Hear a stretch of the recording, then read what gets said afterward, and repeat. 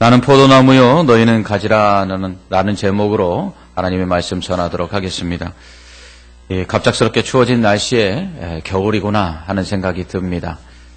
지난주까지만 해도 근교에 나가기만 해도 단풍이 물들어 있고 아직은 가을이다 이런 생각이 들었는데 어느덧 계절은 겨울이 되었습니다. 아직도 들녘에 지나가다 보면 나무에 이렇게 열매가 맺어져 있는 것들을 볼 수가 있습니다. 특별히 감나무에 이파리도 다 떨어지고 앙상한 가지만 남아 있는데 이 까치밥이라고 해갖고 감 열매들 몇 개가 이렇게 달려 있는 것을 볼 수 있습니다. 그런데 그 까치밥이 달려 있는 그 나무를 볼 때의 느낌하고 아무것도 없이 가지만 앙상하게 남아 있는 나무를 볼 때의 느낌이 확연히 다릅니다. 그것은 아마 열매가 주는 차이라고 생각합니다. 이처럼 열매가 있는 나무를 보는 것과 열매가 없는 나무를 보는 것, 우리에게 확연한 차이가 있듯이 우리의 삶도 마찬가지입니다. 한 해를 마감하는 시점에서 우리는 얼마나 많은 열매를 맺었는가 하는 것을 생각해 보게 됩니다. 주님께서 주신 사명의 열매, 우리가 또한 계획한 인생의 열매, 우리는 얼마나 많은 열매를 맺었는가, 이제 12월이 되면 한 번쯤 되돌아보게 되죠. 열매를 많이 맺지 못했다면 그만큼 아쉬움도 클 것입니다. 그러나 열매를 많이 맺었다면 맺은 만큼 기쁨도 클 것이고 또한 아울러 새해를 맞이하며 또 기대와 소망도 더 크게 될 것입니다. 그러므로 열매를 맺어야 합니다. 예수님도 우리에게 열매를 맺으라고 말씀하십니다. 예수님은 열매 맺지 않는 나무마다 찍혀 불에 던져질 것이다 이렇게 말씀하십니다. 열매 맺지 않는 나무는 이미 그 뿌리에 도끼가 놓여 있다 이렇게 말씀하시죠. 예수님은 믿는 자들에게 이와 같이 열매를 요구하십니다. 이는 열매가 맺힌 나무를 보는 것과 열매가 맺히지 못한 나무를 보는 느낌이 우리에게 다르듯이 그와 같이 열매 없는 신앙과 또 열매 있는 신앙을 보실 때에도 주님이 그와 같은 마음으로 보실 것이기 때문입니다. 예수님은 십자가에 달려 돌아가시기 위해 예루살렘 성에 입성하셨을 때 예루살렘 성 문 앞에 있는 감람나무를 가서 열매를 구하십니다. 그런데 열매가 없지요. 그러자 예수님 저주하십니다. 그로 인해서 감람나무가 말라버립니다. 또한 바울은 갈라디아서 5장 22절에서 성령의 열매는 사랑과 희락과 화평과 오래 참음과 자비와 양성과 충성과 온유와 절제의 열매다 이렇게 말합니다. 이처럼 성경은 우리에게 열매에 관한 많은 말씀들을 하시고 또 열매를 맺으라고 말씀합니다. 그렇다면 주님이 요구하시는 열매는 어떤 열매일까요? 그리고 그러한 열매를 맺기 위해서는 어떻게 해야 할까요? 오늘 본문은 믿는 자가 맺어야 될 열매가 무엇이며 또 그 열매를 맺기 위해서는 어떻게 해야 되는지 우리에게 교훈하고 있습니다. 먼저 성경은 구원받은 하나님의 백성을 나무에 비유하죠. 특별히 포도나무에 비유합니다. 이사야서에서는 이스라엘 백성들을 하나님이 심으신 극상품 포도나무다 이렇게 말씀합니다. 그런데 이스라엘은 결국 들포도를 맺습니다. 또 이스라엘 백성을 감람나무에 비유하기도 하죠. 이처럼 성경은 하나님의 구원받은 백성들을 열매 맺는 나무에 비유합니다. 그런데 오늘 우리가 읽은 본문 요한복음 15장에서는 1절을 보니까 우리를 나무라고 하지 아니하고 예수님을 나무라고 합니다. 예수님은 자신을 가리켜 포도나무라고 하시죠. 대신 믿는 자들, 우리를 가리켜 가지라고 말합니다. 그리고 하나님은 포도원 농부라고 말씀하시죠. 여기서 우리는 열매 맺기에 최적화된 상태가 준비되어 있다는 걸 알 수 있습니다. 나무가 예수님입니다. 일단 포도나무가 예수님입니다. 그러면 예수님이 열매 못 맺을 리가 결코 없지 않겠습니까? 하나님이 농부십니다. 하나님이 얼마나 열매 맺도록 잘 가꾸시겠습니까? 바울은 고린도전서 3장에서 나는 심었고 아볼로는 물을 주었으되 오직 하나님께서 자라나게 하셨나니 그런즉 심는 이나 물 주는 이는 아무것도 아니로되 오직 자라게 하시는 이는 하나님뿐이니라. 아멘. 이처럼 고린도 교회가 나는 게바파다, 아볼로파다, 바울파다 이렇게 싸우고 있을 때 바울은 게바나 아볼로나 바울 나 자신이나 아무것도 아니야. 오직 자라게 하시는 그 하나님, 이 교회가 있게 하신 그 하나님밖에는 우리가 어디에 속했다 이야기할 수 없어. 이렇게 이야기합니다. 자신이 아무리 애써도 하나님께서 자라나게 하지 않으면 자신들의 수고가 헛될 뿐이라는 것을 인정하고 있는 것입니다. 그런데 그런 하나님, 자라게 하시는 하나님이 농부예요. 그러니 하나님이 얼마나 잘 가꾸시겠습니까? 얼마나 열매를 잘 맺도록 하시겠습니까? 더군다나 나무가 무슨 나무예요? 예수님이에요. 그러니 열매를 맺지 못할 수가 없는 것이죠. 이렇게 열매 맺지 않을래야 열매 맺지 않을 수 없는 완벽한 최상의 조건이 지금 마련되어 있습니다. 그런데도 열매를 맺지 못했다. 그러면 이게 무슨 문제가 있을까요? 나무에 문제가 있는 것일까요? 아니면 농부에 문제가 있는 것일까요? 아닙니다. 가지에 문제가 있는 것이죠. 가장 중요한 것은 아무리 예수님이 포도나무이고 또 하나님이 농부라도 가지인 우리가 그 나무에 붙어 있어야 되는 거예요. 그 나무에 붙어 있지 않으면 우리는 열매를 맺을 수가 없는 것이죠. 그런데 붙어 있기만 하면 열매 맺는 건 너무나 당연한 것입니다. 나무가 예수님인데요. 농부가 하나님인데요. 그린 가지인 우리가 예수님께 붙어만 있으면 열매를 맺지 않을 수가 없는 거죠. 가지가 나무에 붙어 있으면 수분을 공급받고 양분을 공급받습니다. 그러면 자연스럽게 나무가 건강하면 가지엔 열매가 맺을 수밖에 없는 것이죠. 하지만 가지가 나무에 붙어 있지 않으면 열매는커녕 죽습니다. 4절에서 주님은 가지가 포도나무에 붙어 있지 아니하면 스스로 열매를 맺을 수 없음 같이. 가지는 스스로 열매를 맺을 수가 없어요. 오히려 가지가 나무에 붙어 있지 않으면요, 그냥 말라 죽습니다. 그렇게 나무에 붙어 있지 않으므로 열매 맺지 못한 가지는요, 결국 잘라서요, 밖에 버려서 불질러 버린다. 이렇게 예수님 말씀하십니다. 무슨 말씀입니까? 열매 없는 신앙, 열매 없는 믿음의 사람, 그 사람은 결국은 하나님께서 잘라내서 불에 던져버리듯 지옥불에 던져 넣는다. 이렇게 경고하고 있는 것이죠. 그렇다면 가지인 우리가 포도나무인 예수님께 붙어 있어야 되는데 이 어떤 의미일까요? 가지인 우리가 포도나무인 예수님께 붙어 있으려면 어떻게 해야 될까요? 예수님이 이렇게 말씀하십니다. 가지인 우리가 포도나무인 예수님께 붙어 있으려면 예수님 안에 거해야 된다. 예수님 안에 거하면 된다. 이렇게 말씀하세요. 그러면 예수님 안에 거한다는 것이 무엇일까요? 5절 말씀을 보면 예수님이 이렇게 말씀하십니다. 나는 포도나무여 너희는 가지라. 그가 내 안에 내가 그 안에 거하면 사람이 열매를 많이 맺나니 나를 떠나서는 너희가 아무것도 할 수 없음이라. 아멘. 이렇게 말씀하세요. 예수님 안에 거하면 가지가 포도나무에 붙어 있듯이 우리가 예수님께 붙어 있는 것이고요. 그렇게 되면 많은 열매를 맺는다는 것입니다. 예수님 안에 거한다. 이것은 먼저 예수님을 떠나지 않는 것입니다. 항상 예수님과 함께하는 것이죠. 그렇다면 예수님을 떠나지 않고 예수님과 함께하여 예수님 안에 거한다는 것, 예수님께 붙어 있다는 것, 이게 구체적으로 어떤 것일까요? 그것은 주님의 말씀이 항상 우리 안에 있는 것입니다. 7절을 한번 보십시오. 7절에서 주님은 너희가 내 안에 거하고 너희가 내 안에 거하고 우리가 주님 안에 붙어 있으면 이렇게 말씀합니다. 내 말이 너희 안에 거하며. 그러니까 우리가 주님 안에 거하는 것은 주님의 말씀이 우리 안에 거하는 것입니다. 이것을 히브리 문법에서 교차 대꾸법이라고 그러는데 너희가 그리고 내 말이 그리고 내 안에 너희 안에 이러한 반복되는 말들처럼 보이는 이 문장들이 서로 교차적으로 동일한 의미를 나타낸다는 거예요.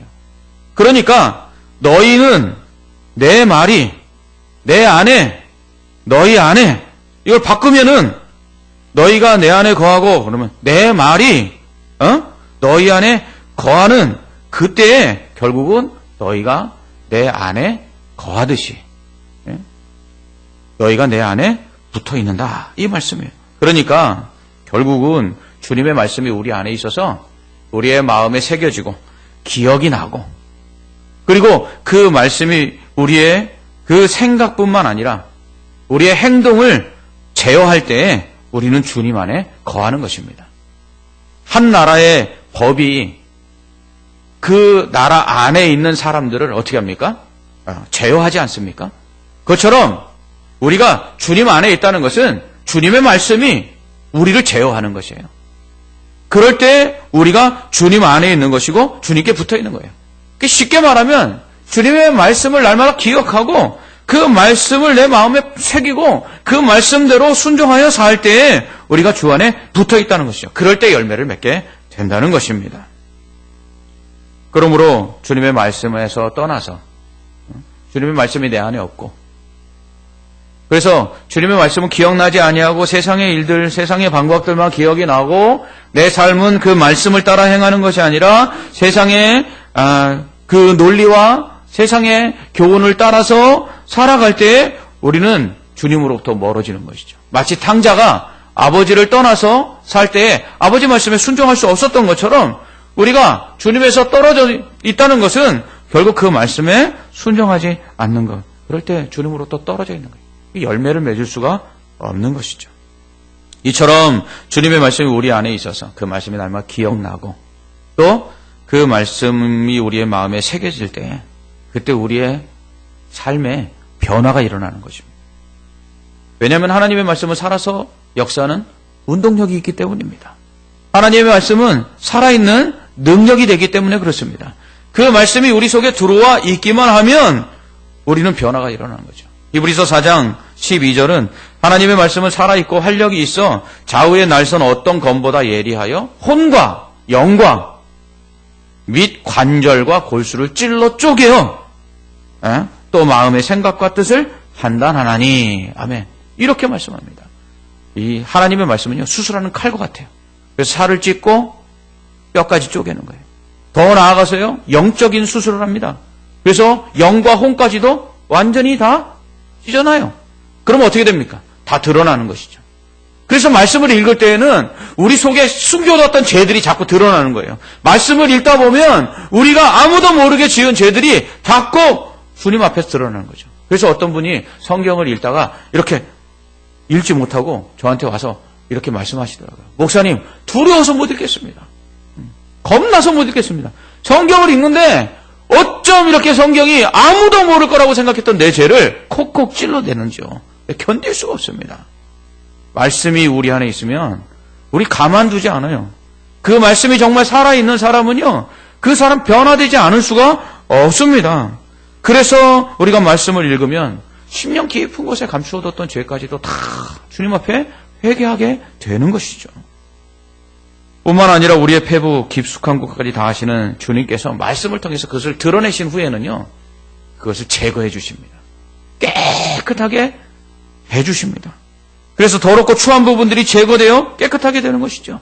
거룩한 삶을 살 수 있게 됩니다.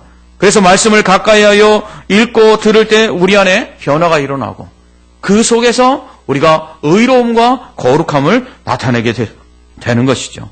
그래서 예수님은 3절에서 너희는 내가 일러준 말로 이미 깨끗하여졌으니 이렇게 말씀하십니다. 예수님께서 하신 말씀을 듣고 회개하면 깨끗해지는 것입니다. 예수님이 하신 말씀을 듣고 믿으면 깨끗해지는 것입니다. 온몸이 깨끗해지는 것입니다. 그래서 사도들이 오순절 성령 강림 이후 나가서 전도할 때 회개하라 천국이 가까웠느니라 이렇게 전파한 것입니다. 왜요? 그 말씀을 듣고 회개할 때 천국에 들어간다. 천국에 들어갈 만큼 깨끗해진다. 천국에 들어갈 만큼 의로워진다는 거예요. 단지 예수를 믿고 회개하기만 하면 깨끗해지는 것이에요. 여러분, 깨끗한 가지, 우리가 열매 맺도록 하기 위해서 어떻게 하지요? 가지치기를 하지요. 깨끗하게 하여 손질할 때 많은 열매를 맺게 되는 것입니다. 이렇게 준비하는 것이죠. 그래서 시편 1편 기자는 복 있는 사람은 악인들의 꾀를 쫓지 아니하고 죄인들의 길에 서지 아니하며 오만한 자들의 자리에 앉지 아니하고 오직 여호와의 말씀을 즐거워하여 그 말씀을 주야로 묵상하는 자로다. 아멘. 무슨 말씀입니까? 그 말씀을 날마다 묵상하고 그 말씀을 날마다 읽고 그 말씀을 날마다 암송하고 그래서 그 마음속에 새겨진 사람. 그런 사람은요, 죄를 짓고 싶어도 죄를 짓지 않아요. 악인의 꾀를 따르지 않아요. 죄인의 길에 서지 않아요. 오만한 자리에 앉지 않아요. 왜? 말씀이 그러지 말라고 하니까. 말씀이 그 속에서 살아서 그 사람을 움직이니까 죄를 짓지 않는 거예요. 그럴 때 그 사람은 시냇가에 심은 나무와 같이 철을 따라 열매를 맺고 그 잎 사이가 마르지 아니하는 형통을 하게 되는 것이에요. 이처럼 말씀이 우리 속에 있어서 그 말씀을 날마다 기억하고 그 말씀대로 따라 행하려고 할 때 그 말씀이 우리의 생각을 지배하고 그 말씀이 우리의 마음을 주장할 때 우리는 결국 성령을 따르는 것입니다. 그 성령을 따르는 자에게 결국은 열매를 맺는 복을 주시는 거죠. 마치 시냇가에 심은 나무처럼. 그래서 신명기 28장의 말씀처럼 나가도 복을 얻고 들어와도 복을 얻는 만사 형통의 복을 받는 것입니다. 예수님은 7절에서 너희가 내 안에 거하고 내 말이 너희 안에 거하면 무엇이든지 원하는 대로 가라. 그리하면 이루리라. 아멘. 이렇게 말씀하세요. 즉 주님의 말씀이 우리 안에 거하여서 그 말씀이 우리를 지배해서 우리의 변화가 일어나고 그 말씀으로 말미암아 열매 맺는 삶을 살아갈 때 우리가 무엇이든지 구하면 다 응답받는 거예요. 그러니까 우리가 응답받지 못하는 이유 중에 믿음으로 구하지 않기 때문에 응답도 못 받기도 하지만 또 욕심으로 구해서 응답받지 못하는 경우도 있지만 우리가 열매를 맺지 못하기 때문에 응답받지 못하는 경우도 많다는 거예요. 우리가 하나님 앞에서 열매도 맺지 못하면서 하나님 주십시오, 하나님 해주십시오 그러니까 기도의 응답이 없는 거예요. 그런데 우리가 열매를 맺으면 하나님께서 무엇이든지 구하라, 구하는 대로 주시겠다 말씀하시는 거예요. 열매 맺는 삶에는 이처럼 기도 응답의 복이 있는 것입니다. 또한 예수님은 8절에서 열매를 많이 맺으면 아버지께서 영광을 받으실 것이다 이렇게 말씀하십니다. 다른 거 없어요. 하나님께 영광 돌리는 건 열매를 맺는 삶을 살아갈 때 하나님께 영광을 돌리는 것이죠. 2018년도 우리는 하나님을 영화롭게 하기 위하여 얼마나 많은 열매를 맺었습니까? 우리 성도들이 정말 수고하고 우리 성도들이 맺은 그 열매가 오늘 교회 안에 나타나는 것입니다. 올 한 해도 교회가 편안하였고 또 교회가 이렇게 하나님 앞에서 예배할 수 있었고 올해 교회가 주신 사명들을 감당할 수 있었고 그 사명들을 감당할 수 있도록 필요한 물질들을 우리가 하나님께서 공급해 주신 이 모든 것들이 바로 우리 성도들이 열매 맺는 삶을 살았기 때문에 하나님께서 거기에 대한 복으로서 주신 것들이에요. 그것들이 우리가 지금 보고 있는 것들이라는 거죠. 이처럼 우리가 하나님께 영광을 돌리는 것은 바로 열매를 맺을 때. 그때 예수님 또 말씀하십니다. 너희가 내 제자가 되리라. 결국은 예수님의 제자로서 예수님 말씀에 순종하며 살 때에 그게 열매를 맺어 하나님께 영광을 돌리는 것이죠. 또한 열매를 맺는 자는 주님의 사랑 안에 거하게 됩니다. 주님은 10절에서 이렇게 말씀하세요. 내가 아버지의 계명을 지켜 그의 사랑 안에 거하는 것 같이 너희도 내 계명을 지키면 내 사랑 안에 거하리라. 아멘. 사랑 안에 거한다. 여러분 우리가 집에 들어왔을 때 편안한 것이 무엇이죠? 그 집이라는 울타리 안에 들어왔기 때문에 그 집이 우리를 보호하기 때문이죠. 주님의 사랑 안에 거한다는 건 바로 그거예요. 주님의 사랑이 우리를 감싸주셔서 다 막아주는 거죠. 어린아이가 엄마의 품에 있다는 건 엄마의 사랑 안에 있는 거죠. 엄마의 사랑 안에 있으면 필요한 거 엄마가 다 해줍니다. 젖도 주고요. 기저귀도 갈아주고요. 옷도 입혀주고 목욕도 시켜줘요. 우리가 주님의 사랑 안에 거한다는 건 뭐냐면 주님이 우리에게 베푸시는 그 은혜를 우리가 날마다 체험하며 산다는 거예요. 우리가 열매를 맺을 때 하나님이 우리를 얼마나 사랑하시는지 주님이 우리를 얼마나 사랑하시는지 날마다 경험하게 되는 거예요. 그래서 우리가 순종하고 그리고 우리가 하나님께서 말씀하신 대로 행하였더니 우리 안에 어떠한 은혜들이 임해요? 하나님이 우리를 얼마나 사랑하시는지 그 사랑을 깨닫게 됩니다. 그래서 제가 그런 말씀을 하시는 분들에게 이렇게 조언을 합니다. 목사님 요즘 신앙생활이 헛헛합니다. 신앙생활이 재미가 없습니다. 네. 신앙생활을 해도 기쁨이 없습니다. 제가 그러죠. 그러면 한번 열심히 전도도 해보시고 열심히 봉사도 해보시고 열심히 주님을 위해서 한번 살아보십시오. 그러면 기쁨이 아마 충만해질 것입니다. 여러분 한번 보세요. 주일날 우리 교회에서 봉사하시는 분들의 얼굴이 찡그려진 적이 있는지, 그 더운 무더운 여름날에도 저 식당에서 봉사하시는 분들 얼굴이 찡그려져 있는 걸 보신 적이 있는지, 여러분 없을 거예요. 왜냐하면 그렇게 열매를 맺는 삶에는 하나님이 주시는 보상이 있는데, 그거는 하나님의 사랑이 얼마나 큰지를 깨닫게 되는 것이죠. 그래서 봉사하시는 분들은 그렇게 말씀하세요. 주님이 이렇게 봉사할 수 있는 힘 주셔서 감사하다고. 주님이 이렇게 봉사할 수 있는 마음 주셔서 감사하다고. 그리고 이렇게 부족한 사람들이 섬기는데 그것을 사람들이 기뻐해줘서 감사하다고. 뭐예요? 오히려 내가 수고하고 애썼는데 내가 받은 것은 더 크다는 것을 경험하는 거예요. 이게 바로 열매 맺는 자가 받는 복이라는 것입니다. 그러므로 열매를 많이 맺으면 11절에서 예수님이 이렇게 말씀하시죠. 내가 이것을 너희에게 이름은 내 기쁨이 너희 안에 있어 너희 기쁨을 충만하게 하려 함이라. 아멘. 열매를 맺는 자에게는요, 기쁨이 있어요. 열매를 맺는 자에게는 주님이 주시는 기쁨이 충만해지는 것입니다. 이처럼 예수님의 말씀이 그 안에 있는 자, 곧 그 말씀을 주야로 묵상하는 자, 그 말씀을 마음에 새겨서 그 말씀이 살아서 역사하는 자, 그래서 그 죄들을 깨닫고 회개하며 거룩해지는 자, 그들이 바로 주님 안에 거하는 사람. 그 주님 안에 거하는 사람들에게 주님이 열매를 맺게 하시는 것입니다.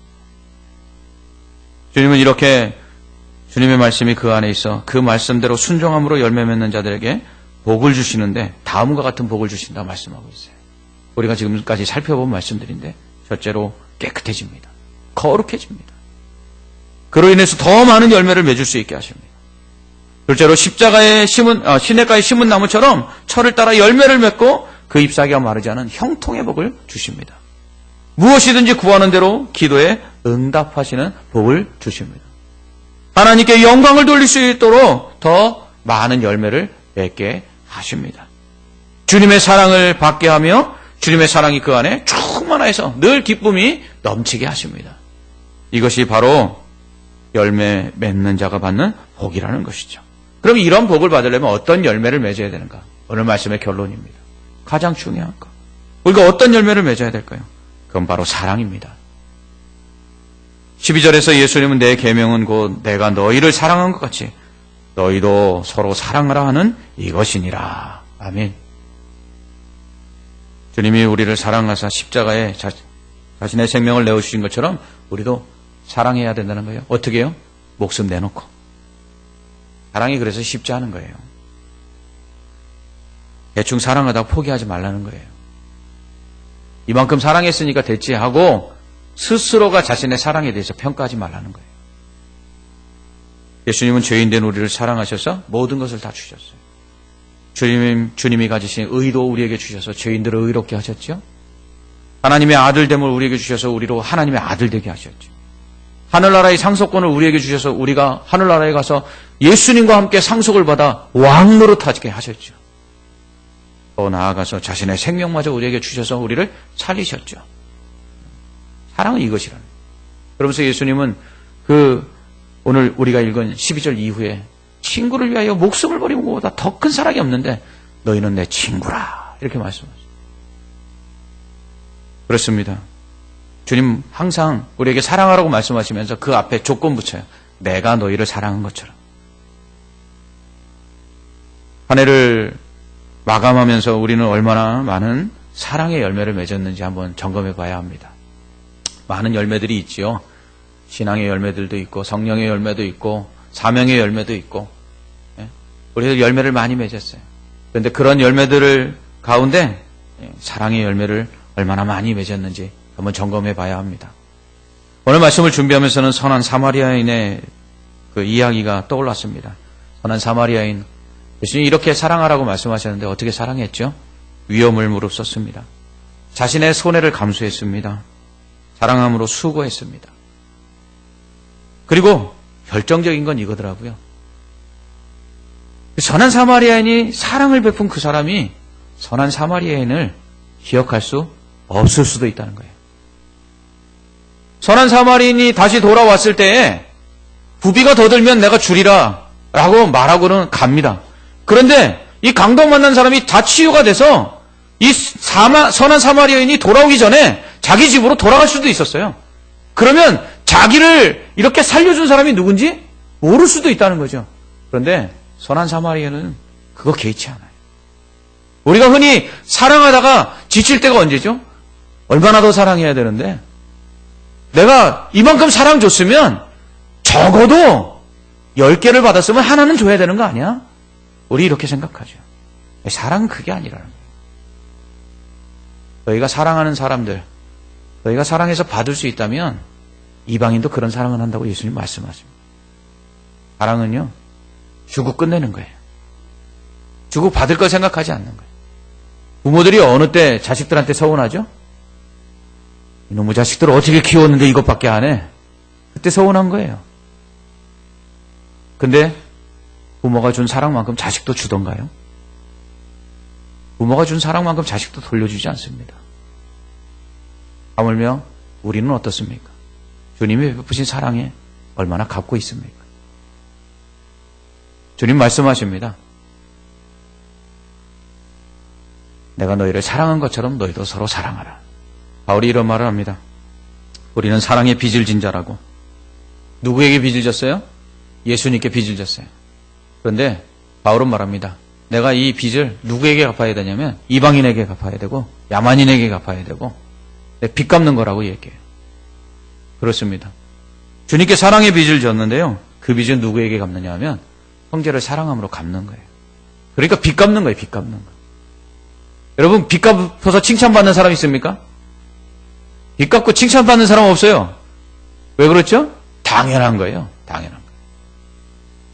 우리가 주님께 받은 그 사랑으로 우리의 형제와 우리의 이웃을 사랑하는 것은 빚 갚는 거예요. 당연한 일이에요. 그런데 오늘 뭐라고 말씀하세요? 복 주시겠대요. 열매를 맺으면, 사랑의 열매를 맺으면 복을 주시겠어요. 빚을 갚는데 복을 받아요. 이 얼마나 큰 은혜입니까? 마땅한 일을 했을 뿐인데 당연한 일을 했는데 주님은 당연하다고 말씀하지 아니하시고 잘했다. 그리고 그것이 하나님께 영광이 된다. 그리고 너희가 내 제자다. 이렇게 말씀하고 있어요. 올 한 해 우리는 얼마나 큰 주님의 사랑을 받았습니다. 그 사랑을 기억하고요. 그 사랑을 전해야 됩니다. 그러려면 우리가 주님께 붙어 있어야 돼요. 그 주님의 그 말씀이 우리 안에 있어야 돼요. 말씀을 통해서 우리가 주님이 베푸신 그 사랑을 깨닫고 그 말씀대로 행해야 돼요. 어떻게 해요? 사랑함으로써. 그럴 때 하나님께서 우리에게 복을 주시는데 시냇가에 심은 나무처럼 무슨 일을 하든지 형통하게 하시고 또 우리가 무엇이든지 구하는 대로 응답해 주시고 또 우리에게 기쁨과 주님의 사랑이 충만하게 하시고 그리고 그로 인해서 하나님이 우리를 기뻐하시며 우리에게 더 큰 열매를 맺도록 깨끗하고 거룩하게 하신다 말씀하고 있습니다. 오늘 이 말씀을 듣고 2018년도 한 해 마무리할 때 우리 안에 사랑의 열매를 얼마나 많이 맺었는지 다시 한번 점검해 보면서 남은 한 달 풍성한 사랑의 열매를 맺어서 주님이 약속하신 이런 복도 받고 또 주님의 사랑도 우리 안에 더 충만해지기를 주님의 이름으로 축원합니다. 아멘. 기도하겠습니다. 하나님 아버지 참 감사합니다. 우리에게 베푸신 사랑 아무리 계산하여도 계산할 수 없는데 하나님 그 큰 사랑을 받은 우리에게 주님 말씀하십니다. 내가 너희를 사랑한 것처럼 너희도 사랑하라. 이것이 우리가 맺어야 될 열매라고 말씀하십니다. 이 열매를 맺기 위해서 주의 말씀이 우리 안에 늘 거해야 되는데 하나님 우리가 이 말씀이 우리 안에 늘 있어서 이 말씀대로 살아 열매 맺음으로 주님께서 약속하신 복을 받게 하시고 하나님께 영광을 돌리게 하여 주시옵소서. 그래서 올 한 해 마무리할 때 우리의 마음에 큰 기쁨이 충만하게 하여 주시기를 원하오며 예수님 이름으로 기도합나이다. 아멘.